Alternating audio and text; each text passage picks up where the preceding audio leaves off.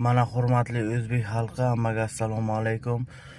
Mana Buxoro shahrida ancha metan zapravkalar o'z joyiga tushib qolgan, lekin talab qilamiz prezidentimizdan, xalqimizdan shu videoni tanishlaringizga uzatib qo'yinglar, отметка qilib, laykda ayamaymiz, kommentariy yozamiz, rekka chiqaraylik shu videoni.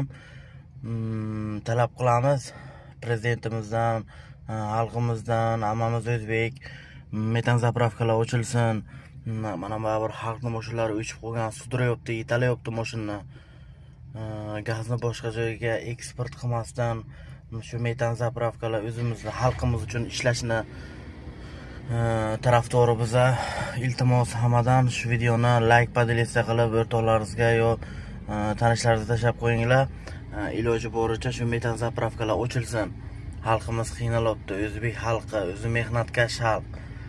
Shu metanni orqasidan ko'pchilik mana taksi yuryapti, boshqa qilib tirikchilik qilib yuribdi.